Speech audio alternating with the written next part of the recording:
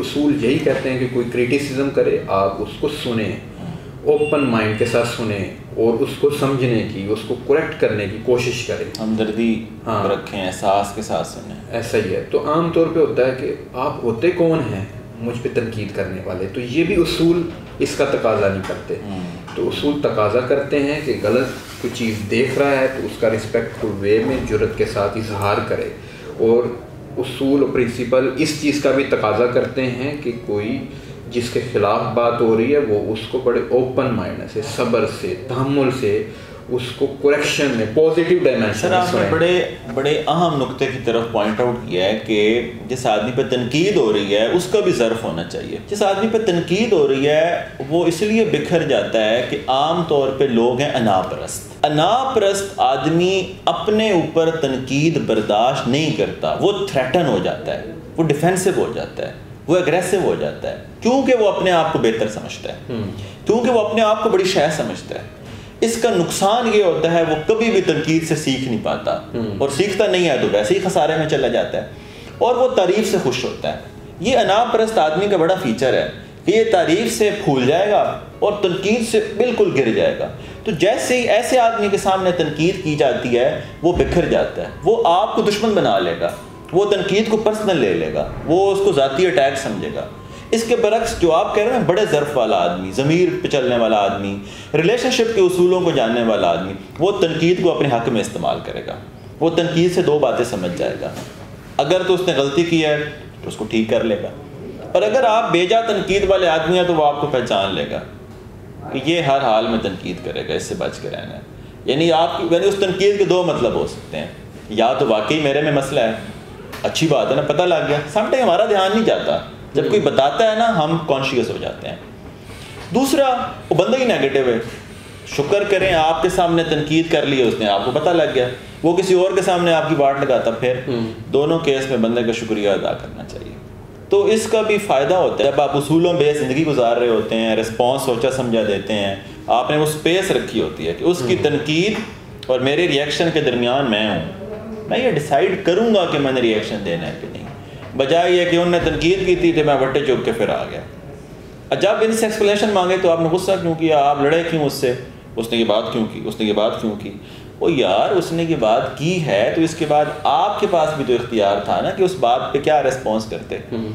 اس بات کی یعنی کیا وہ اتنی وزنی بات تھی کہ اس کو ریسپونڈ کرنا چاہیے تھا؟ کیا ضروری تھا کہ اسی وقت ریسپونڈ کرتے؟ 2 دن لے لیتے، 4 دن لے لیتے، تو انہیں ویسے ہی معافی مانگ لینی ہو گھر جا کے. ہم اتنی جلدی کرتے ہیں کہ اس کے معافی مانگنے والا پروگرام بھی ختم ہو جائے. اور اسی سے اصولوں پہ چلنے والے آدمی کے پاس مورل اتھارٹی ہوتی ہے. جو انا پرست لوگ ہوتے ہیں یہ ان کے پاس صرف پوزیشنل اتھارٹی ہوتی ہے، ان کے پاس عہدے کی اتھارٹی ہوگی پھر بھی بندہ بات کو نہیں سنتا ہوگا. مورل اتھارٹی والا بندہ وہ ہوتا ہے جو چلتے پھرتے جس کی بات سنی جاتی ہے، اس کا انفلوئنس ہوتا ہے. اور مورل اتھارٹی اس آدمی کی ہوتی ہے جس نے لوگوں کی زندگی میں کنٹریبیوٹ کیا ہوتا ہے بے لوس ہو کے، جو اصولوں پہ زندگی گزارتا ہے.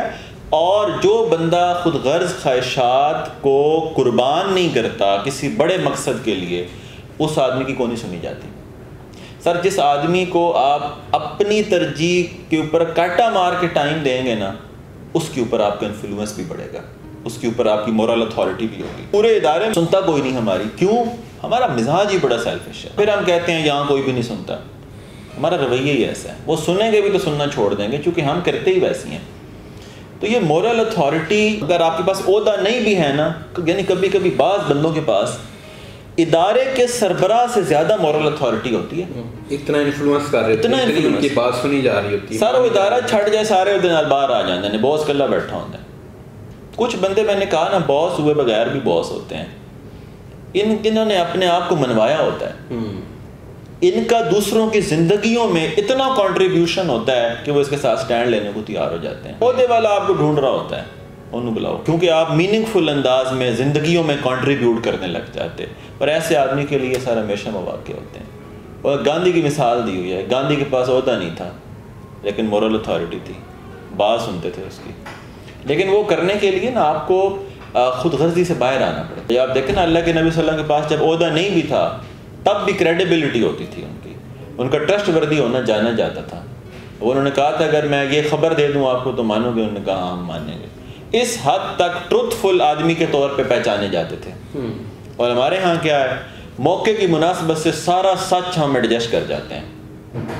اگلے بندے کو خوش کرنے کے لیے نا سچ میں جتنی ملاوٹ کرنی پڑے ہم کر دیتے ہیں. ایون سچ کو پش پس ڈال کے نئی کہانی کریٹ کر دیتے ہیں. تو ہمارے پاس پہلا جو گفٹ ہے وہ ہے فریڈم ٹو چوز, کہ ہم انتخاب درست کریں, اور ہمارا انتخاب ہماری ویلیوز پہ بیس کر رہا ہوتا ہے, اور وہ ویلیوز اصول بیسڈ ہونی چاہیے, پرنسپل اورینٹڈ ہونی چاہیے, جن سے ہم گائیڈنس بھی لیتے ہیں اور وزڈم بھی لیتے ہیں. اگلے پارٹ پہ انشاءاللہ اگلی ویڈیو میں بات کریں گے کہ جو اس کا تھرڈ پارٹ ہے, جو انٹیلیجنس ہے اور کیپیسٹی ہے ہماری.